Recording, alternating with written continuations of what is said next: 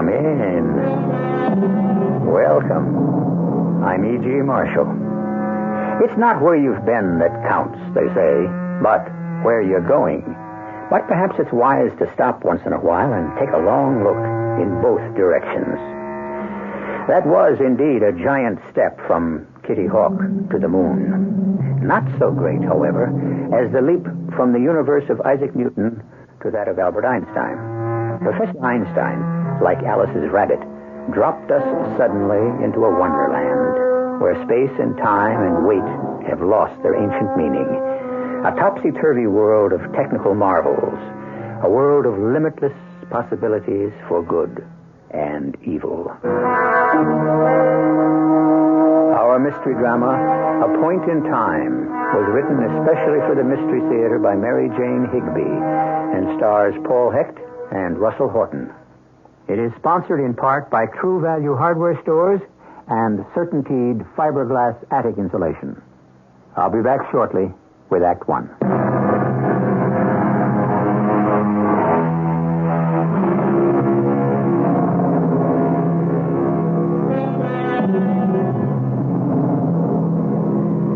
There is an unseen force that governs our lives.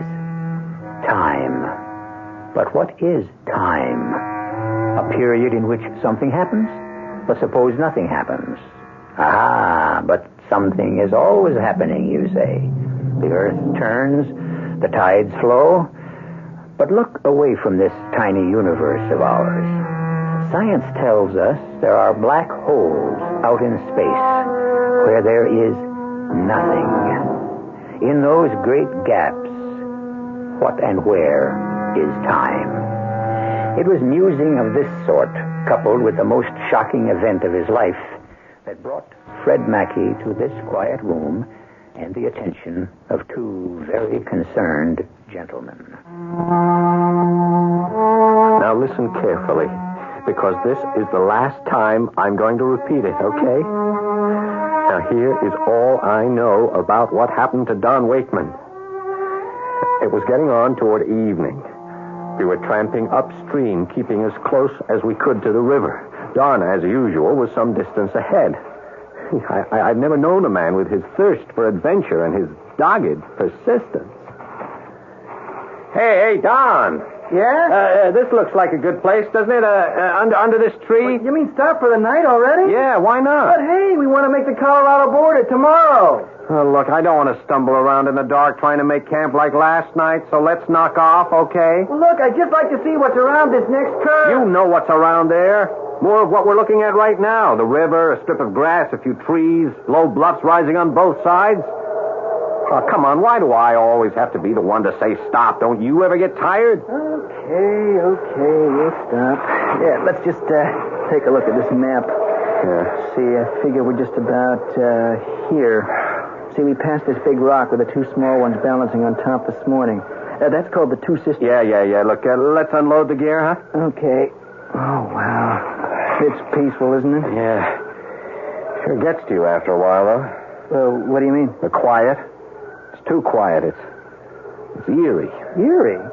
It's good for the nerves to get this far away from civilization. You realize we haven't heard another human voice for, 10 days. Well, frankly, I wouldn't mind hearing another voice about now. Ah, nonsense. There's nothing like the wilderness to help you get your head together again. Yeah. It's good to get rid of that backpack. Hey, where'd that come from? What was that, a shot? It sounded like one. Strange. Hunting season hasn't opened yet. Yeah, some guys don't worry too much about that once they get this far away from the law.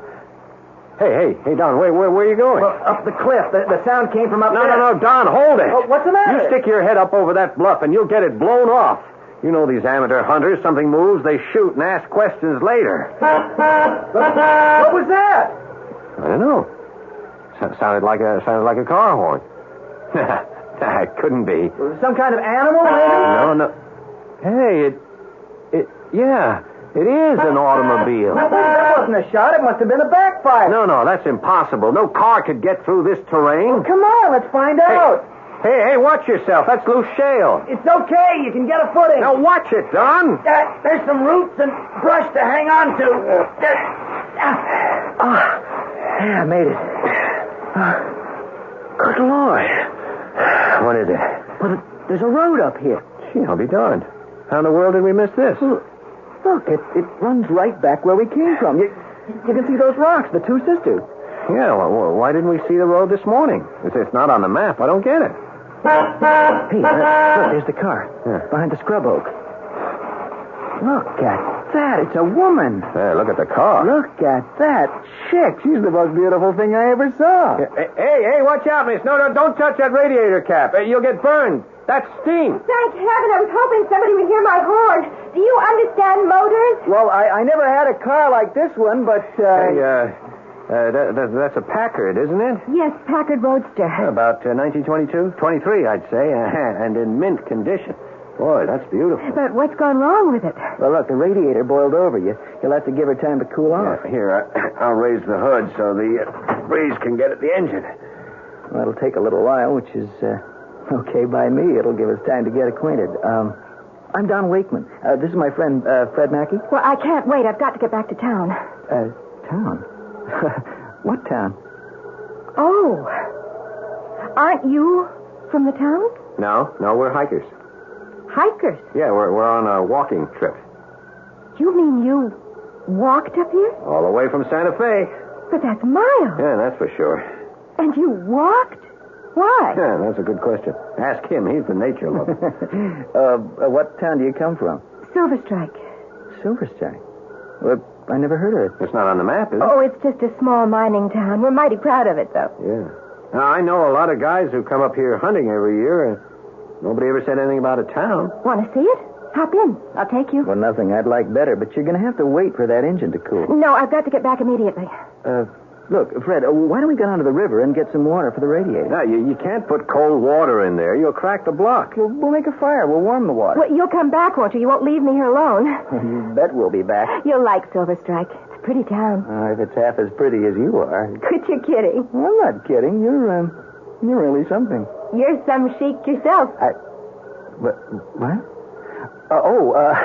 Yeah. We'll be right back. Okay, kiddo. Hey, what's the rush? What a beautiful chick. Would you take it easy? She's not going anywhere. She can't, not till that engine cools. Hey, you know that's a fantastic antique, that car? It's worth a lot of bread, you know. Imagine finding a magnificent creature like that out here in the middle of nowhere. Hey, Don, you know what she reminds me of?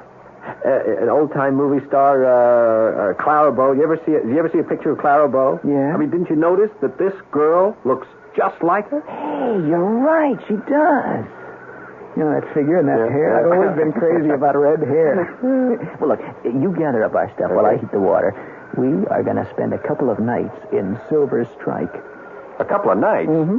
I thought you were set on Colorado by tomorrow. Colorado can wait. But that girl, man, my fate is calling to me from a 1923 Packard Roadster. From the moment he laid eyes on that woman, Don Wakeman was doomed. Well, we finally got her car started. He jumped into the seat beside her. I struggled into the rumble seat with our camping gear. He never took his eyes off her face during the short drive. But when we got into Silver Strike, even Don sat up and took notice. Hey, what is this, a movie set? Where did all the Model Ts come from? Hey, and that horse with a milk wagon? Hey, how about that, an ice wagon? Hey, look down there, Don.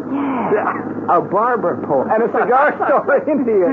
Oh, hey, I get it. You're having a celebration. The bicentennial, right?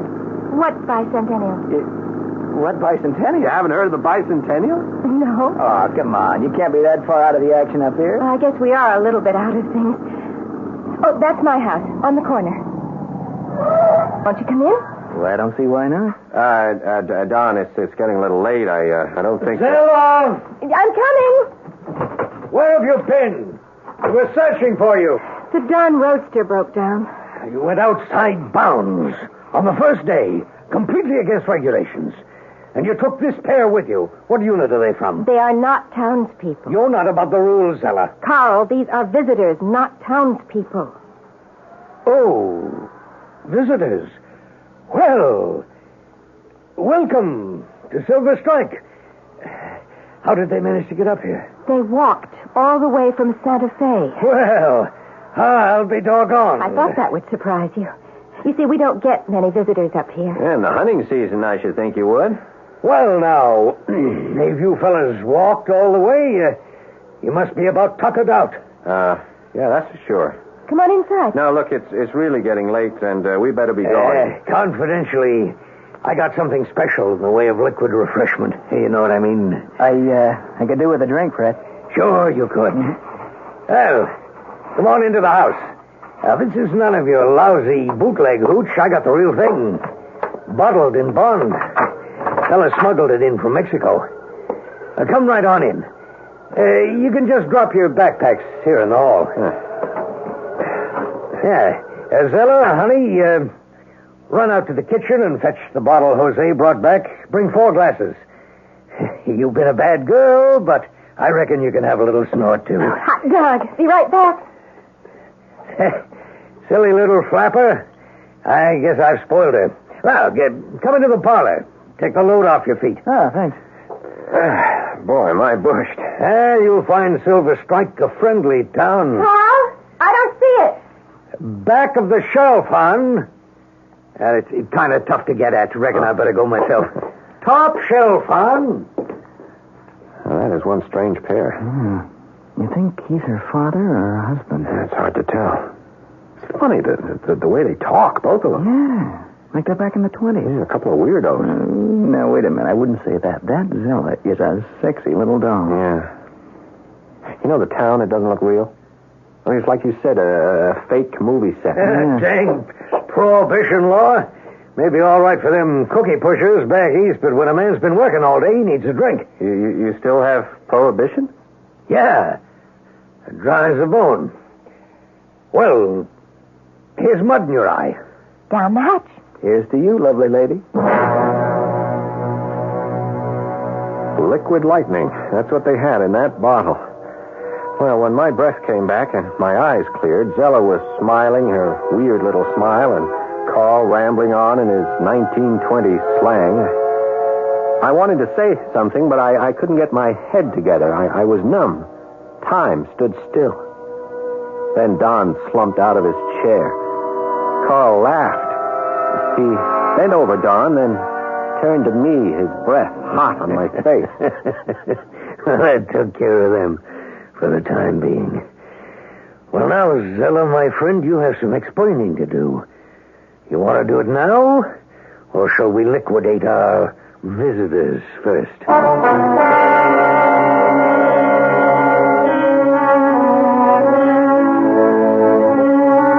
What have our friends wandered into? A town time-locked in some mysterious way in the 2nd decade of the century?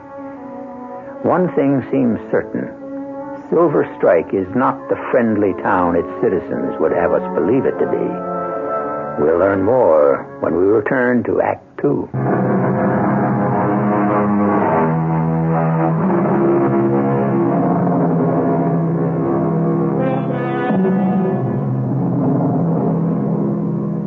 In the wilderness, far beyond Santa Fe, there is a sign. Silver Strike, altitude 8,000 feet, population 10,000. A casual visitor to the town might think he had slipped back into the early 1920s. The little boys wear knickerbockers, and the little girls have bows in their hair. The prevailing mode of transport is the Model T. But the sign goes on to say, a friendly town. Fred Mackey would have quarreled with that description as he struggles to recover from an almost lethal Mickey Finn.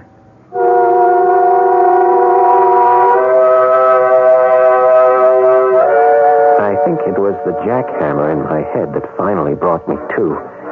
Every nerve in my body quivered and ached. The soft chime of a clock striking 10 sent a shiver of pain through me. Moonlight streamed in the window and fell across Dawn, sprawled on the floor where that rotten booze had flung him. Through the closed door of the kitchen, I could hear voices, hot with anger. No, you're not going to kill them. Not till I get the information I want. I know what you want out of them, and it's not information. This is the last time I accept a mission with a man-hungry female. Now, you look here. I share this command with you equally, and don't you forget it. You've disobeyed the External Security Agency. The manual distinctly says that... External Security has made a botch of this operation with their faulty information. I'm trying to save it. What faulty information? That is just the point. I don't know. But one thing is certain. Before we go ahead, we'd better find out. Bunkum. Oh, you are such a fool. I don't know why they sent you on this expedition. Because you couldn't have got here without me. I'm the only chronologist who could chart the trip. Yes, you know time sequentials, and that's all you do know. This is a useless argument. No, please, Carl, listen to me. There's a big mistake of some kind, and we can find out from these men what it is. There is no mistake. I know there is.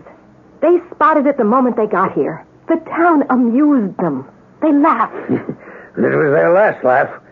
I intend to follow my orders, as given in the manual. Carl, we can't just blunder blindly ahead. I am going to follow orders, to the letter. I refuse. You refuse to carry out the mission? That's mutiny. Look, Carl, all I'm asking is a short delay to reassess the situation. Well, I suppose if you're going to be so pig-headed about it, but these men are not leaving here alive, and that's final. That was all I needed to hear. I managed to drag Don out into the hall. He was a dead weight. A bowl of white flowers gleamed in the moonlight near the door. I threw them on the floor and poured some of the water in his face. He stirred slightly. Don. Come on, Don. Wake up. We got to get out of here. Don, I hate to do this, but... Come on, you got to come out of it. Stop that. Come on, get up. Come on, get up. Okay, let's try something else. Ow! Get that out. Quiet. You're going to break my arm. I'll twist it off if you don't wake up. Now listen to me. We've got to get out of here now. Okay, come on, get up. Get up. Yes, you can. Come on, up on your feet. Okay, here we go. I'll help you. All right, now lean on me. What's the idea? They're going to kill us. What? They are planning to kill us. Can you walk? Yeah. Okay, come on. There we go. What's this? Your knapsack. Come on, grab it and let's go. Where are we going? Back to the river. Come on. Find a motel. I gotta lie down. I'm sick. We've got to get into hiding. Dan, they're going to spot us a mile away in this moonlight. Come on, let's go over here. Over here in the shadow of the trees. Oh, wait. I better go to the police. No, I don't trust anybody. This whole setup, this whole town seems phony to me. Probably imagination. Don, if you don't pull yourself together and get tracking, so help me, I'm going to leave you. Now try, man. Okay. That's better. Here comes your car. You hit your wire. No, come on. Stay back here in the shadow. What's going on here? Oh, it's nothing. My friend's been sick. He's all right now. Thanks for stopping. We're okay. What are you fellas doing on the street this time of night? I was just passing through town. We're backpackers. Backpackers, huh? Looks more like vagrants to me. Now, you hold everything till I come around and get a look at you. Yeah. Don't try to pull any fast ones. I got a gun on you. Sick, huh? Looks drunk to me. Hey, you the guy's been running the bad booze in here. I've been on the lookout for you. I'm the sheriff. No, Sheriff. We're from Santa Fe. Here, we have identification. I'll show you. You are under arrest. Arrest? For what? For drunkenness, disorderly conduct, public nuisance. Oh, look, we're just walking quietly through town. Is there a law against that? This is a gun, mister. It says get in the car. Do you hear it? Perfectly. Come on, Don. You heard what the man said.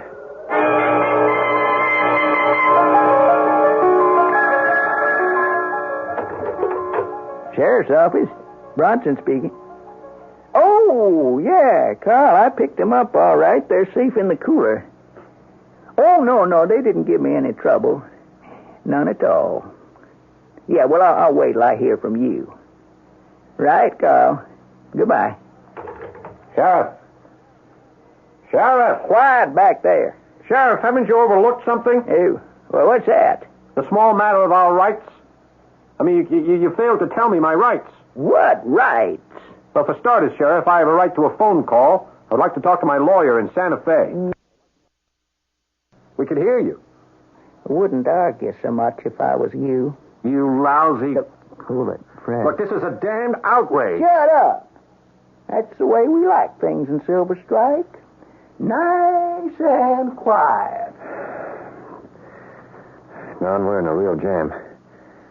And that guy Carl, he really means to kill us, you know. He damn near did. What do you think he put in that booze? Now, listen to me. We got to get a couple of things straight around here. Not now. I got to lie down. You can't. And look, this is important. They'll probably separate us for questioning. Don't give them any information. You understand? None. It must have been rat poison. Now, look, Don, pull yourself together. Did you hear what I said? Oh, yeah. Don't give him any information. Right. Because if you do, we're as good as dead. Now, the only reason we're alive now is because that woman thinks we know something she wants to find out. So hopefully we are safe till she does find out, whatever it is. Oh, look, I can't follow all this. I gotta lie down. Look, they've made some kind of mistake. She thinks we know what it is. What she actually said was they spotted it the moment they drove into town. Now, let's think, Don. Let's think back. What was it we spotted? Oh, I don't know. The kooky 1920s look. Yeah. They know all about that. I mean, did we say anything she didn't seem to know about? Well, no. Hey, wait a minute. Yeah? The bicentennial. That's right. She never heard of it. Yeah. But what puzzles me is that they talk like they really are in the 20s. Well, maybe they are. Maybe we've slipped back in time. What do you mean, slip back? I saw this movie once about a fellow who slipped back 200 years. Yeah. All the women wore hoop skirts. Man, you must be hungover. Oh, no. A hangover would be a relief compared to this. Well, look, there's got to be a perfectly natural explanation. And we'll find it out if we ask ourselves the right questions. Now, why would anybody want to put up a 1920 town up here in the wilderness? Huh? I don't know. Well, think. I can't. My head feels like it's been in a meat chopper. Try. Tourist attraction? Up here? Well, why not? There's that guy moved London Bridge to the Arizona desert, and tourists flock in by the thousands. Yeah, but how would they get here? The road? Yeah, I've been thinking about that road. Gravel, right? Mm-hmm. Yeah, but there wasn't a mark on it. Not a bump, not a rut. I'd swear that no vehicle had ever gone over it. And why didn't we see it when we climbed up by that big rock, Two Sisters? I don't know. I mean, look around you. Here. Does this cell look right to you? Well, I'll tell you, the bunk looks good. I gotta lie down, Fred. I mean, it all looks new. I bet we're the only people ever been in here. I mean, you're right. It's like a bad movie set. The people, they seem unreal somehow. Not Zella. She's a sexy little doll if I ever saw her. Even Zella seems strange, out of this world. Okay. So she's from Mars. They're all from Mars. Now, that is my last word. Now, will you let me lie down and quietly die? Mars. Oh, man, you're in worse shape than I am if you think I meant that. Now, spaced out I may be, but I still don't go for flying saucers. Don stretched out on one of the cots and passed right out again. The fatigue and the hangover finally got to me, too, and I had to lie down. I didn't wake up until late afternoon, and when I did, I rolled over, looked around, and I sat up with a start. Don was gone. Don! Sheriff! Quiet! Sheriff, where's my friend? Quiet! Sheriff, come here. Quiet now. They can hear you out on the street. Now, what's eating you? Where's my friend? Well, your friend, he left. Yeah, I can see that. Where is he? Well, now, I don't recollect him leaving no forwarding address. But how did he get out? He walked. You mean he just opened the cell door and he walked out? Well, that's about the size of it. Okay, well, then let me out then, too. Oh, sorry. Well, you won't let me out, huh? That's about the size of it. Why not? I ain't had no orders let you out. Well, who gave the orders to let him out? A lady come down here with an order from the mayor. They left together? That's about the size of it. That was when I began to lose hope. Don never could resist a pretty woman. And I'd never seen him as hot as he was over this Zella. If she got him alone for 20 minutes, I felt sure she could get anything she wanted out of him. It was 2.5 days before I saw him again. Open up, Sheriff. He's coming with me. Don! Where the devil have you been? Here, Sheriff. Here's the order. You'll see it's okay. Yeah, it seems in order, all right. Well, my friend, you're a free man. Yeah, here's your knapsack. Everything's there.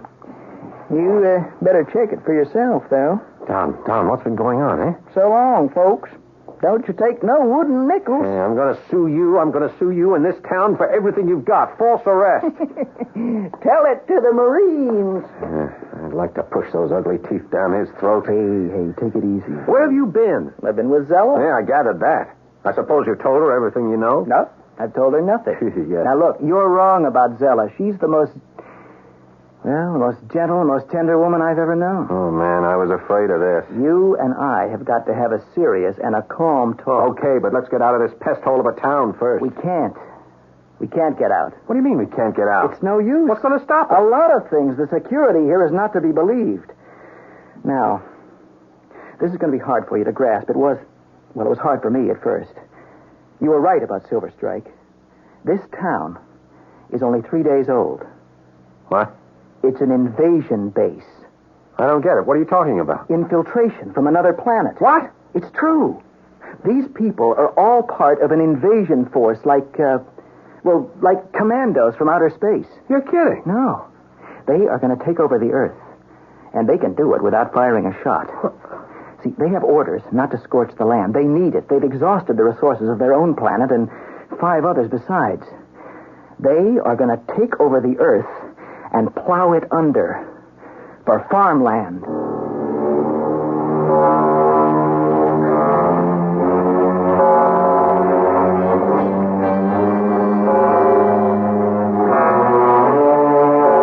An invasion from outer space? I hasten to remind you that we have only Fred Mackey's word for what happened that day in the remoteness of the Sangre de Cristo Mountains. But, invaders or not, the citizens of Silver Strike are clearly up to no good. What their intentions really are, we will learn when I return with Act 3.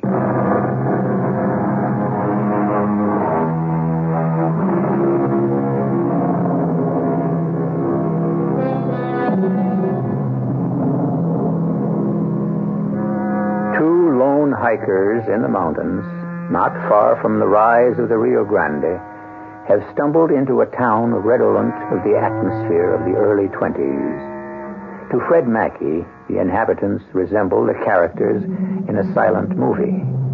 But his friend Don Wakeman insists they are invaders from outer space. It's inevitable, Fred. They're going to conquer the world, and swiftly. You are asking me to believe that this yokel of a sheriff and that idiot Carl are really spacemen? From a flying saucer? Of course not. They don't use vehicles. They haven't for centuries. Well, then how did they get here? Space compression.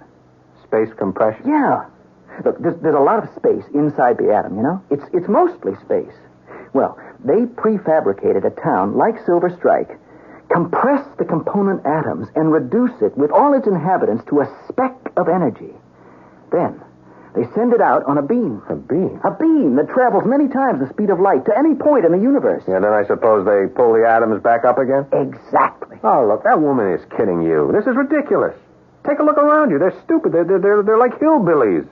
That Carl, he's completely ape. Yeah, well, Zella agrees with you about him. She says he's basically dull-witted, but he's a trained chronologist. What in the world is that? A time navigator.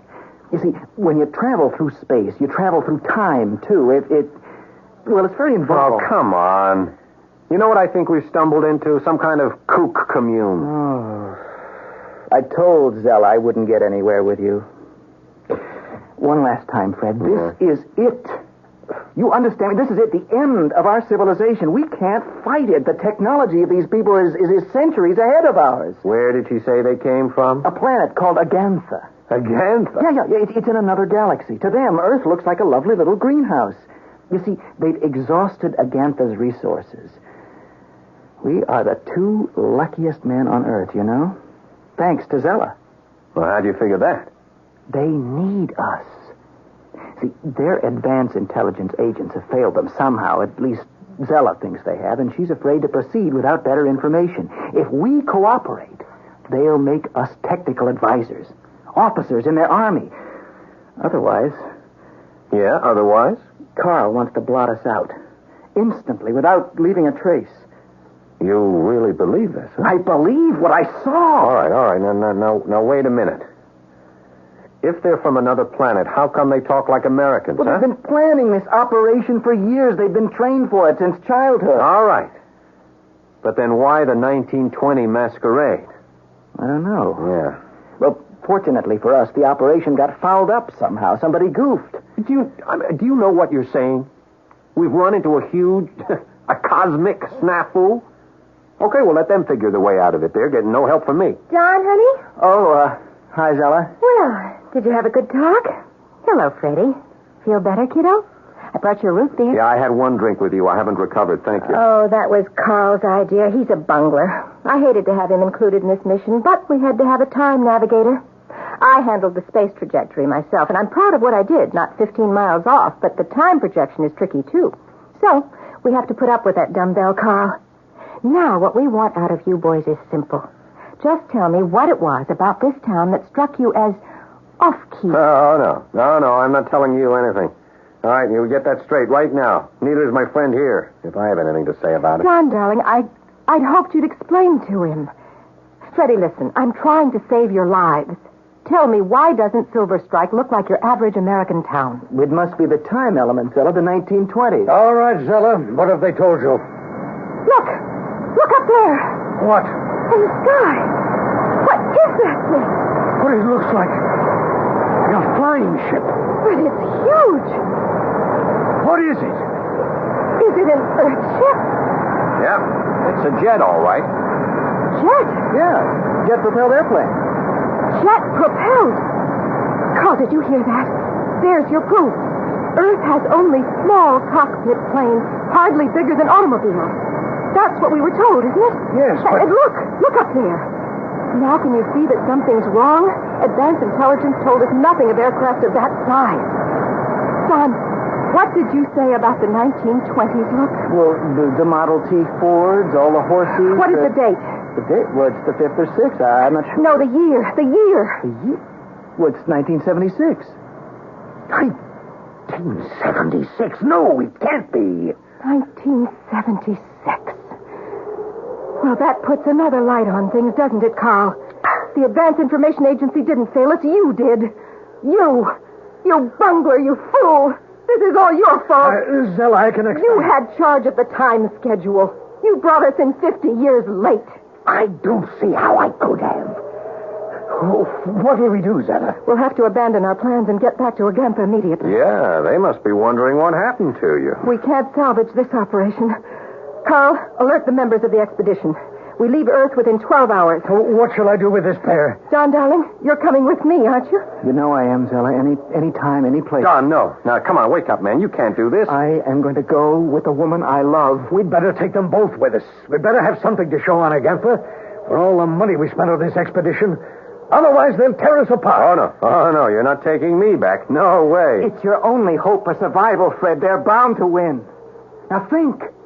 We'll be the first, the only Earthmen to reach out beyond the stars, to see what lies beyond the Milky Way. I don't want to see beyond the stars, and I sure don't want to be reduced to a speck and shot out into space with Carl in control. Okay. I use the ion redactor on him. No. Let him go. Please. Zella. I can't do that, John. Zella, if you destroy him, you'll have to kill both of us. John, it's impossible. I'm sorry. You know how I feel about you, Zella, but I can't stand by and watch you kill my friend. Just free him. Let him go, and I'll come with you. I can't free him. We can't leave him here to spread rumors to warn the Earth people. Let him talk all he pleases. Nobody will believe him. I promise you. Nobody will ever believe him. And nobody has believed me so far. Oh, I understand why. The region has been thoroughly explored, and there's no evidence of a town ever having been there. No sign of burned ground from a blast-off either. But you see, it wasn't like that. There was no blast-off. When they were ready to go, Don and Zella walked with me to the edge of town. Don't look back. The light will be too intense for your eyes. Don, you sure you won't change your mind? I'm standing on the brink of the greatest adventure of the ages. Nothing in the world could make me turn back. We'll be back in less than a year. We never give up. And when we come back, I'll get to you first, Fred. I'm going to save you in spite of yourself. So long. And good luck. You're going to need it.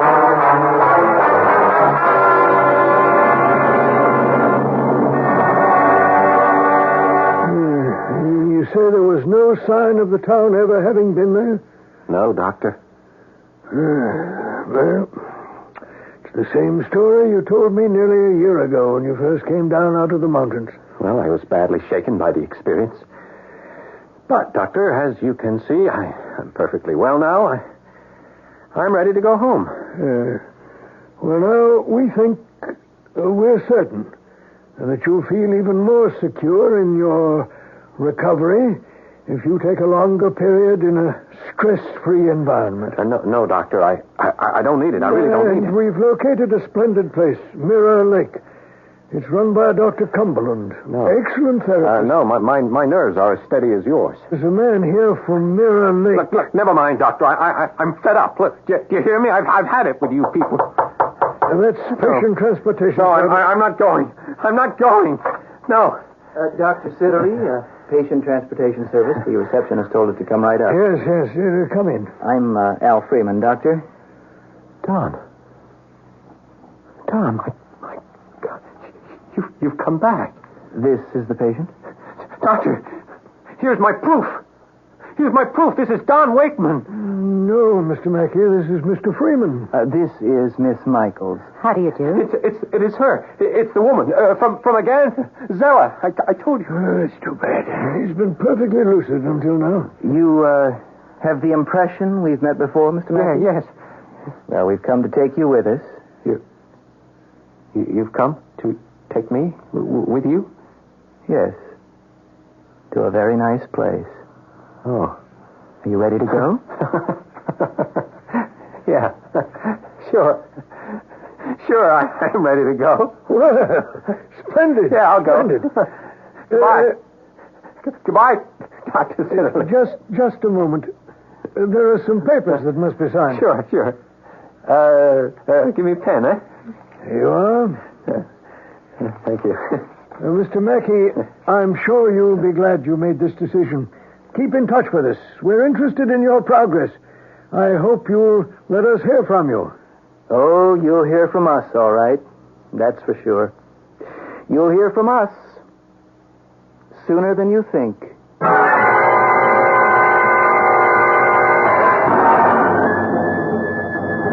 An immediate invasion from outer space? Well, now, with all its recent probing, science has yet to receive the slightest indication of sentient beings out there. But before you go to sleep tonight, consider this fact. Within the area of the sky known as the bowl of the Big Dipper, within that area alone, there are discernible 2 million billion stars. Can you believe that in all that vast array of worlds, there is nobody? I'll be back shortly.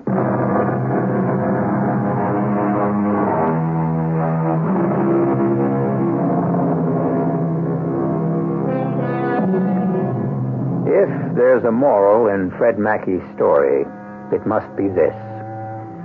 Science provides us every day with greater technical marvels, but technology can't offer the wisdom or intelligence to use them properly.